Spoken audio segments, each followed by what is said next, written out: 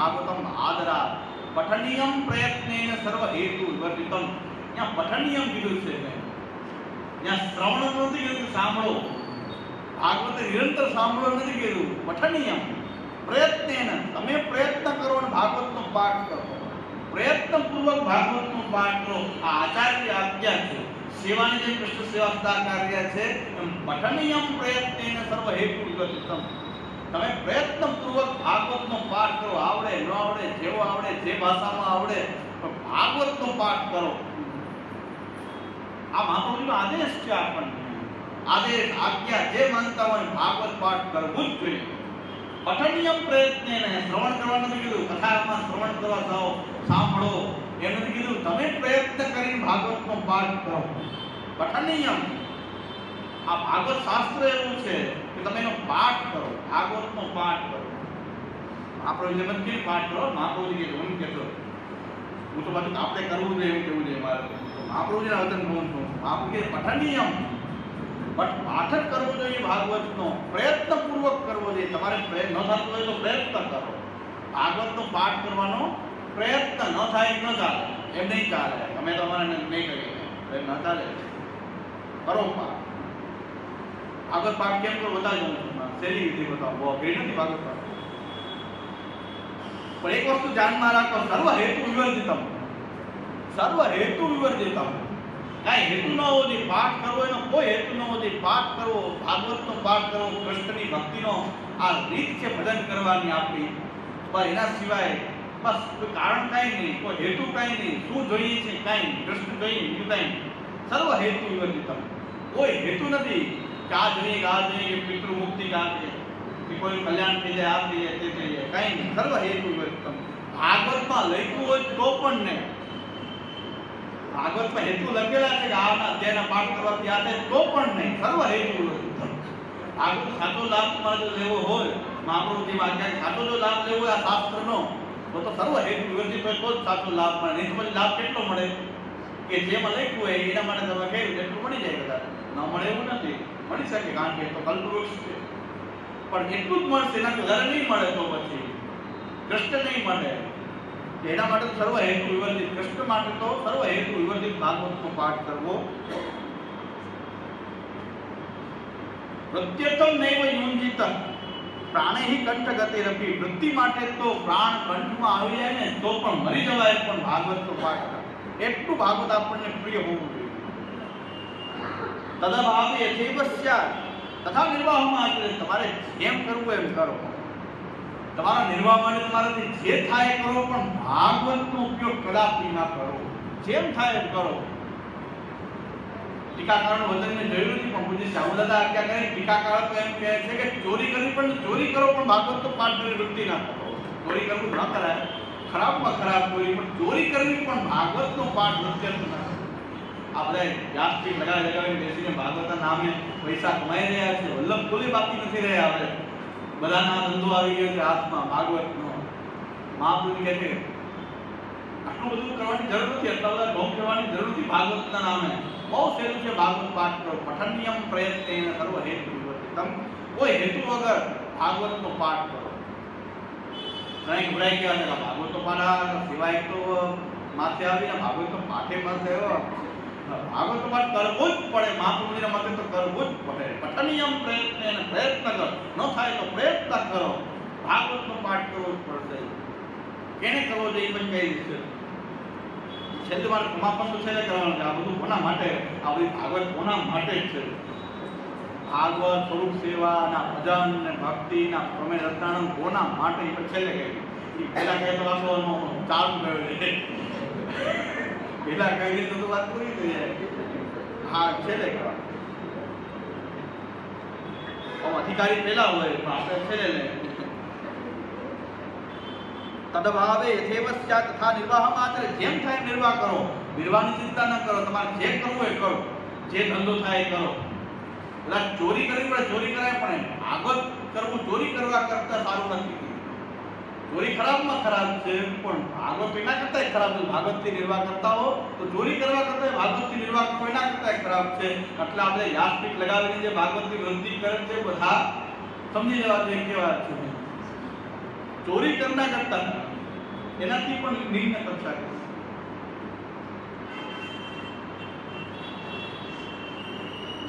દયાણામ N કેનાપી ભજન કૃષ્ણમો આપન્યા.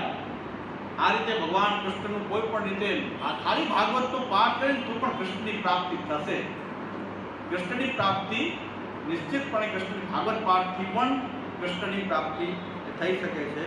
એટલે બાહ્યાભ્યાસન ભેદેન રૂપે ભેદદ્વયમ મતમ નામનિતિકમ તથા તેદા ભક્તિ માર્ગો નિરૂપિતઃ.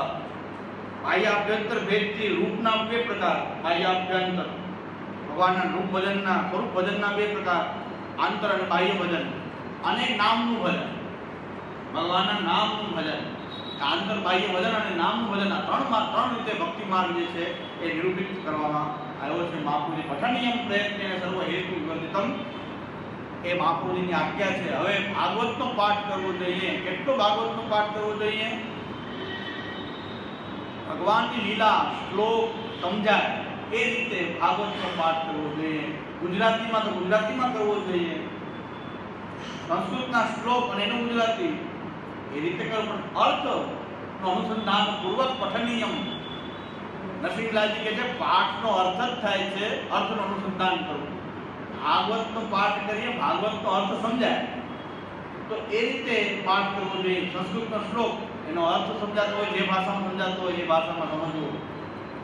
એ ભાગવતના એક અધ્યાય કરીએ, 12 શ્લોક કરીએ, 4 શ્લોક કરીએ, 2 શ્લોક કરીએ, 1 શ્લોક કરીએ, અડધો શ્લોક કરીએ, 5 શ્લોક કરીએ. પણ ભાગવત પાઠ તો કેવા છે? આમાં કે વ્યાસપીઠની જરૂર નહીં, કઈ પદની જરૂર નથી. પુસ્તક એક ભાગવતનું રાખી 5 શ્લોકનો પણ નિયમિત પઠનીયમ પ્રયત્ન સર્વ હેતુ વિવર્જિત આપણે ભાગવતનો પાઠ કરવો જોઈએ. તો અડધો શ્લોક 5 શ્લોકનો પણ પાઠ ભાગવતનો કરીએ, 5 શ્લોકનો કરીએ, એક અધ્યાય થાય. બહુ સારી વાત છે. એક અધ્યાય, 10 અધ્યાય, 12 અધ્યાય, સારી વાત છે. પણ ભાગવતનો પાઠ થવો જોઈએ. એક શ્લોક પણ પાઠ કરવો જોઈએ ભાગવતનો, એ આપણે કરવો જોઈએ ભાગવતનો પાઠ. હવે એક શ્લોક કે અડધો શ્લોક કે 5 શ્લોક પણ ભાગવત ન થતી હોય તો એક હજી ઉપાય છે. પુરુષોત્તમ સહસ્ત્રનામ. શ્રી મહાપ્રભુજીએ પુરુષોત્તમ સહસ્ત્રનામનો એક ગ્રંથ લખ્યો છે. એના દ્વારા એના અર્થના અનુસંધાન પૂર્વક પુરુષોત્તમ સહસ્ત્રનામના એક નામ, પુરુષોત્તમ સહસ્ત્રનામનું એક નામ, 1000 નામનું એક નામ રોજ અર્થ કરીએ તો 1000 દિવસે તો પૂરું થશે ને. પુરુષોત્તમ સહસ્ત્રનામ કોઈ ભાગવત ચાલી, કોઈ ભાગવત મહાપ્રભુ છે તો પણ ભાગવત તો પાઠ કર્યો જ છે. ભાગવતનો પાઠ કર્યો છે તો 1000 દિવસે 3 વર્ષે તો પુરુષોત્તમ સહસ્ત્રનામ 3 વર્ષે આપો. સાવ આળસનો પીર વાંચવાનો હાવ કે વાંચવું જ ન ગમતું હોય. બહુ ગયા વખતે હું આવ્યો ત્યારે બહુ શાસ્ત્રાર્થ હતો. ભણવાનો ન ભણવાનો, ભણવાનો ન ભણવાનો, વાંચવું ન વાંચવું. અરે ભાઈ જવા દો. એનો જવાબ દઉં છું કે એક નામ પુરુષોત્તમ સહસ્ત્રનામનું એક નામ 3 વર્ષે તો સહસ્ત્રનામ પૂરું થાય તો પણ ભાગવત 3 વર્ષે પૂરી થઈ. સાવ ન કરવા કરતા 3 વર્ષે તો ભાગવત પૂરી થઈ. ભાગવતનો જ પાઠ થયો છે. તો એતદ ધારણ માત્રેણ કૃષ્ણસ્ય પદવીમ વ્રજે. મહાપ્રભુના વચન કેવા સુંદર છે. પુરુષોત્તમ નામ સ્તોત્રમાં મહાપ્રભુ કહે છે એતદ ધારણ માત્રેણ કૃષ્ણસ્ય પદવીમ વ્રજે. એ કૃષ્ણને પ્રાપ્ત થઈ જશે. અને શ્રી મહાપ્રભુ કહે છે કે આ ચિંતામણી જેવા નામ છે, જેને ભક્તિ કરવી છે એના માટે ચિંતામણી છે. આ તો તમે ધારો એ થઈ જાય. ભગવાનનો પ્રેમ નથી, પ્રેમ મળી જશે. વ્યસન, આસક્તિ, વ્યસન બધું ભગવાનના નામથી બધું સિદ્ધ થઈ જાય એવા નામ છે. તો હરિયાવેશી ચિત્તેન શ્રી ભાગવત સાગરા સમુદ્રતામિ નામાની ચિંતામણી વિમાનિ કંઠસ્થાનક્ષિત્યા બાધંત્ય જ્ઞાનમ જંતમમ ભક્તિમ શ્રી કૃષ્ણદેવ સાધયંતુ નિષ્કમ કિમ બહુક્તેન ભગવન નામ વિષ્ણુ સદ્ગુણ આત્મભાવમ લૈત્યામ ભક્તિમ ચક્રતે ધામ યહ કૃષ્ણ ભક્તિની વાંચિતી સાધનો વીર નામાની ભાસુતિ સાધ્યપેત સદિત્યમ તપેત સદિત્યમ. આહા પુરુષોત્તમ સહસ્ત્રનામના એક ખાલી કોઈને સત્સંગમાં જવું ન ગમતું હોય, કોઈને પાસે સાંભળવું ન ગમતું હોય, કાંઈ વાંધો નહીં. કોઈ ભણાવે છે ત્યાં જવું ન ગમતું હોય, કાંઈ વાંધો નહીં. શિબિરમાં આવવું ન ગમતું હોય, કાંઈ વાંધો નહીં. પણ એક પુરુષોત્તમ સહસ્ત્રનામનો એક નામનો અર્થ થઈ પાઠ તો કરવો જ પડશે. એનામાં છટકાય નહીં. જો આચાર્ય ચરણના સેવક હોઈએ તો એક નામનો પાઠ તો કરવો જ જોઈએ. નામના અર્થનો સારી રીતે વિચાર કરી, એક જ નામના સારી રીતે અર્થનો વિચાર કરી પુરુષોત્તમ સહસ્ત્ર નામનો પાઠ કરવો એ ભાગવત પાઠ જ છે. કારણ કે મહાપ્રભુજી ભાગવત પાઠનું સબસ્ટિટ્યુટ આપી જ રહ્યા છે, પુરુષોત્તમ સહસ્ત્ર નામ સ્તોત્ર આપી રહ્યા છે. તો મહાપ્રભુ કહે છે જપેત સ નિત્યમ, રોજ નિત્ય નિયમ પૂર્વક આ ભાગવતનો પાઠ પુરુષોત્તમ સહસ્ત્ર નામનો પાઠ કરવો. તન્વે હરિ સ્વપુરુષમ ગુરુતે અતિશીઘ્રમ આત્માર્પણમ સમતિ ગચ્છતિ ભાવ કૃષ્ણ. તમે બહુ ટૂંકા સમય ભગવાન તમને પોતાનો બનાવી લેશે, આવું ઉપર બીજું ક્यों મળી શકે? આ પુરુષોત્તમ સહસ્ત્ર નામનો કોઈ પાઠ કરે તો ભગવાન તમને જલ્દી પોતાના બનાવી લેશે, જલ્દી પોતાના બનાવી લેશે અને પોતાના સ્વરૂપાનંદનું દાન કરી દેશે. તો હવે આના માટે બીજો સ્વરૂપાનંદના દાનનો ઉપાય સેવા અને પછી ભાગવત પાઠ. આના સિવાય બીજો કોઈ ઉપાય ભક્તિ દ્રઢતાનો બીજો કોઈ ઉપાય છે? એટલે શ્રી મહાપ્રભુજીની આજ્ઞા ભાગવત પાઠની પણ એટલી જ છે માનીને જેટલી સેવાની આજ્ઞા છે એટલી જ આજ્ઞા શ્રી ભાગવત પાઠની પણ શ્રી આચાર્યચરણની છે. એમાં કોઈ સંશય નહીં, કરવું જ પડે. જો આચાર્યચરણના સેવક હોય તો કરવું જ પડે. હવે ન કરીએ તો શું થાય? હવે એની વાત કોઈ આમ અવલંબ વાળી દીધી છે તાકાત ઉદ્ધાર કરે મહાપ્રભુજી નહીં કરી જાઓ. દાસાનું દાસ છે, દાદા દાદા કરીને બાંધી દે નહીં કરી જાઓ. તો હવે વચન કહું છું જે બધી સમસ્યાનું સમાધાન આ સંપ્રદાયની જેટલી અંધાધૂંધી છે એ સમસ્યાનું સમાધાન શું, આ શા માટે છે એનું કારણ સમાધાન લઈ આવી ગયું. એક જ વચન, મહાપુરુષોના વચનો કેવા છે. આ નરસિંહલાલજી મહારાજના વચન છે. એ નરસિંહલાલજી મહારાજની જેને ભાષા ટીકા કરી છે, ષોડશ ગ્રંથોની ભાષા ટીકા કરી, નરસિંહલાલજી આજ્ઞા કરી રહ્યા છે કે ભગવત સેવા અને ભગવત કથા, આ ભગવત સેવા અને ભગવત કથા આ જે ઉપાય છે એના દ્વારા ભક્તિ પુરુષાર્થ સિદ્ધ થાય. એક્ઝેક્ટના વચન શું છે યાદ નથી પણ ભાવાર્થ છે. નરસિંહલાલજીની ટેક્સ્ટ યાદ નથી મને, ટેક્સ્ટ ભાવાર્થ આવો છે કે સેવા અને કથા જે આપણે જે કરી રહ્યા છીએ એ સેવા અને કથા કેવી રીતે કરી રહ્યા છીએ? ભક્તિ પુરુષાર્થત્વેના સેવા કૃતિસો સિદ્ધતા. આપણી ભક્તિ છે, આ ભગવાન પ્રત્યે આપણો આ ભક્તિ ભાવ છે એ સેવા અને કથાથી આપણે ભક્તિ કરી રહ્યા છીએ. તો આપણો પુરુષાર્થ શું હોવો જોઈએ? ભક્તિ. ભક્તિ આપણો પુરુષાર્થ છે. વાત આવી ગઈ, સમસ્યાનું સમાધાન થઈ ગયું. કોણે ભાગવત પાઠ કરવો, કોણે સેવા કરવી? કે જેને પુરુષાર્થ ભક્તિ છે, જેને ભક્તિ જોઈએ છે, ભક્તિ હોતી જ નથી તો ખાવ પીને મજા કરો, શા માટે જરૂર? ના સેવાની જરૂર, ના કથાની જરૂર, કાંઈ જરૂર નહીં. ભક્તિ પુરુષાર્થ અને ભક્તિ જોતી જ નથી તો પછી કંઈ એની માટે કાંઈ નથી. એની માટે ચિંતા નહીં કરવાની. આનંદથી ખાઓ પીઓ મજા કરો. પ્રવાહમાન મોજૂદ છે આનંદથી. આ હોટલ રેસ્ટોરન્ટ બધું એના માટે આનંદ છે. એમાં શું કમી છે? પ્રવાહમાનમાં ભગવાન પ્રવાહમાનમાં કમી નથી રાખી દીધી. એમાં જ તમે આનંદ લેવો છે તો લેવો આનંદ છે, બધું ખુલ્લું છે. પણ તમે ભક્તિ માર્ગમાં આવીને એમ કે મારે ભક્તિ કરવી નથી, તો આ ભક્તિ માર્ગમાં આવીને કરો તો શું? એની માટે મહાપ્રભુ કહે છે કે દર્શની શબ્દ વાચ્યાસ્તે તે સર્વે સર્વાત્મસુ ક્ષણા સ્રોત માયાંત રુચિસ્તે સામના. કૃષ્ણ આપણે દર્શની જીવ છે, પુષ્ટિ જીવ નથી, પ્રવાહી સદૃશ. આ કોઈ દર્શની જીવ છે કે ભક્તિ માર્ગમાં આવીને પણ ભક્તિ કરવાનો કોઈ પ્રયાસ પણ કરતો. ભક્તિ ન હોય તો કાંઈ નહીં, ભક્તિ માટે કોઈ પ્રયાસ પણ ના કરે, ત્યારે વિચારે ન આવે કે ભક્તિ કરવી જોઈએ મારે. ખાઓ પીઓ મજા, મોથા ખાઓ મજા કરો. એ પ્રવાહી સદૃશ કોઈ દર્શની જીવો છે કે જે લોકો ભક્તિ માર્ગ માટે કોઈ યત્ન કરતા ભક્તિ નથી, ક્ષમ્ય છે જ નહીં. એક શિબિર ચાલતી હતી બાળકની જુનાગઢમાં પધાર્યા બાળક અમારા જુનાગઢમાં. વૈષ્ણવ પ્રશ્ન કરી દીધો, શાસ્ત્ર સંમત પ્રશ્ન કરી દીધો. હવે મહારાજથી એનો ઉત્તર આપી શકે એમ નહોતા. હવે વૈષ્ણવનો કોન્ફિડન્સ લૂઝ કરવાની પદ્ધતિ અમારી પાસે શું? આ બહુ ગહન વિષય છે, શાસ્ત્રીય વિષય છે, તમને શું ખબર પડે? એટલે ખબર નથી પડે એટલે પૂછું છું. આપને ખબર, આપ સર્વ કે છું, હું કે છું. આ વૈષ્ણવ એમાં કોઈ પાછળ પડીએ તો તકલીફ થઈ જાય. બોલા કે સાચી વાત છે, તને શું ખબર પડે? મને ખબર નથી પડે એટલે પૂછું છું. પૂછું છું કામ મને ખબર નથી એટલે આપને પૂછું છું. આપને તને શું ખબર પડે? નથી પડતી એટલે જ પૂછું છું. બોલ હવે જવાબ તો દો કે તું વ્યાકરણ ભણ્યો છે કે નથી ભણ્યો? ન્યાય ભણ્યો છે નથી ભણ્યો? આપ ભણ્યા છો વ્યાકરણ ન્યાય એટલે હું આપને પૂછું છું. હું તો ગામડાનો ખેડૂત છું. અમે તો ઢેપા ભાવનો ધંધો કર્યો. બોલો શું કરું? ખેતી કરી છે. પણ આપ તો ન્યાય સાહિત્ય વ્યાકરણ બધાના પરમ વિદ્વાન છો. પુસ્તક સિદ્ધાંત સંરક્ષણ શિરોમણી છો. હું તો અજ્ઞ છું, ખેડૂત છું એટલે આપને પૂછું છું. તો અજ્ઞાની છું, મારા અજ્ઞાન નિવારણ આપ કરી શકો. આપ શાસ્ત્રજ્ઞ છો, હું નથી. ના મને પૂછો તું શાસ્ત્રજ્ઞ છો, તું વ્યાકરણ ભણ્યો છો, ન્યાય પણ જો વ્યાકરણ ન્યાય ભણ્યો તો અહીં કેમ બેઠો હતો? હું ગ્રંથ જોઈ લેતો. પછી માનસનો કોન્ફિડન્સ લૂઝ થયો કે હવે આ તો માન્ય જ નથી. કોઈ કે અહીં જવાબ નહીં આપી શકાય, ઉપર બેઠકમાં આવો. કઈ વાંધો નહીં, બેઠકમાં જઈને પછી કે હવે જવાબ આપો. બેઠકમાં નહીં આવે, બેઠકમાં આ જ પ્રશ્ન છે, જવાબ દઈ દો તો હોય શું? ભાઈ મારે બી કઈ કામ નથી, આપ જવાબ આપો.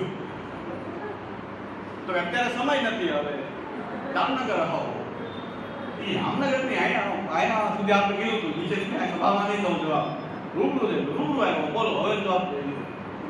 આ સ્પિરિટ હોય કે અજ્ઞાન હોવું કે ખરાબ થોડું છે. મને ભક્તિ નથી, પ્રેમ નથી, કાયમ નથી, કે ખરાબ વસ્તુ નથી. પણ હું ઈચ્છું છું પણ જવાબ આપો. મારે ભક્તિ જોઈએ છે, ભક્તિ નથી કાંઈ વાંધો નહીં. આપ તો છો, આપ તો સાક્ષાત પુરુષોત્તમ, આપ તો પુરુષોત્તમ સાક્ષાત છો. તમને અમારું નિવારણ તો આપ છો. તમે શું ફાયદો?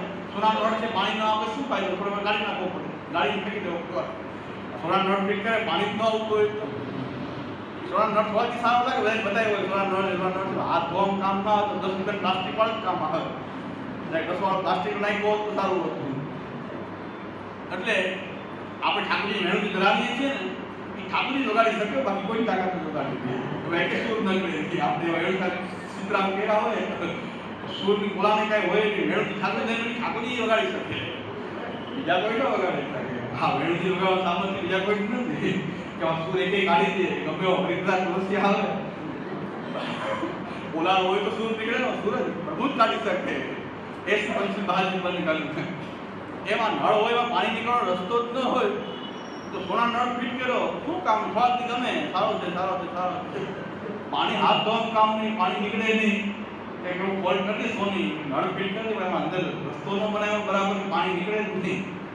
પછી થોડી વાર શું કે નળ કાઢી લ્યો, 10-15 રૂપિયા વાળો પ્લાસ્ટિક નાખી દો, આને ગાડી નાખો, સોનાની કિંમત તો આવે. પાછું ગાડી 20 કરી નાખો. આપણે સોનાનું નળ છે, સાહિત્ય વ્યાકરણ ન્યાય. પણ અમારા પ્રશ્ન જવાબ ના આપો. સાહિત્ય વ્યાકરણ ન્યાય શું કામ હતું? અમે સાહિત્ય ન્યાય વ્યાકરણ નમક સંરક્ષણ શિરોમણી દિવસ સાથે સંરક્ષણ શિરોમણી કેમ? મારા પ્રશ્નનો જવાબ ના આપો તો પછી શું કામ? તો પછી નળને શું કરવું મારે? આ નળને કરવું શું? જો આપણી વાણીનું પાણી ન નીકળતું હોય તો આ નળને વ્યાકરણ ન્યાય વિધાન મીમાંસાનું કરવું શું? એટલે હા, ગાડી નાખવું પડે, શું કરી છે? એટલે ગાડી નાખો એટલે આપણે અટકી જવું પડ્યું છે. એને કેમ ગાળવા? બોલે ગાળવા કેમ? ગાડી કામ ગળાય કેમ? પણ વૈષ્ણવ મારા પ્રશ્ન જવાબ હોય, કોન્ફિડન્સ લૂઝ થયો જ નહીં. પછી મહારાજને કોન્ફિડન્સ લૂઝ થયો, કાં તો માનશે નહીં. એટલે આપણે છટકો જામનગર આવવું. એટલે કે જામનગર નહીં, અહીંયા જુનાગઢ પૂરતું બરાબર. આપણે નીચેથી ઉપર કીધું, પછી જામનગર જેવો જવાબ થાય. એટલે જવાબ હતો નહીં, બોલતો શું જવાબ દે? એકદમ શાસ્ત્રવર્તન સામે હોય તો શું જવાબ દે? મહાપુરુષની વાણી શું બધી ગલા શું કરવા, કેટલાક કરવા? એ વાત હતી ઠોસ એની પાસે. એટલે આવી વાત છે કે લૂઝ કોન્ફિડન્સ શું કામ કરવો જોઈએ? મારા પ્રેમ નથી, ભક્તિ નથી, કાંઈ વાંધો નથી. આ ભક્તિ માટે મહાપુરુષ એના માટે તો છે, આપણા માટે તો છે. ભક્તિ આપશે એના માટે ઉપાય બતાવ્યા છે. ભગવત સેવા કરો, તદુવિત જા ગ્રહમાં સ્થિત થઈ અને તદુવિત જા સેવા કરો અને ભાગવતના એક શ્લોકનો પાઠ કરો, ભાગવતની એક શ્લોકની કથા કરો, પુરુષોત્તમ દસ નામ એક નામનો અર્થ લઈ વિચાર કરો, ભક્તિ થઈ જશે. મહાપુરુષ ચિંતા કરો, ચિંતા કાપી નગાર્યા રીતાથી ભગવાનની પુષ્ટિસ્તો ન કરશે શ્લોકી કેમ કે ગતિ. હવે આપણે ભક્તિ પુરુષાર્થ થવો જોઈએ. આપો આ જેની માટે ભક્તિ પુરુષાર્થ છે તો બધા ઉપાય કામના છે. પણ એનો પુરુષાર્થ જ ભક્તિ નથી તો ભક્તિ સિવાય બધું જોઈએ છે, ભક્તિથી કંઈક જોઈએ છીએ તો પછી એની માટે આ માર્ગ નથી. આ માર્ગના કોઈ ઉપાય કામ આવે એમ નથી. ભક્તિ પુરુષાર્થ હોવો જોઈએ. તો આપણો ભક્તિ પુરુષાર્થ હોય તો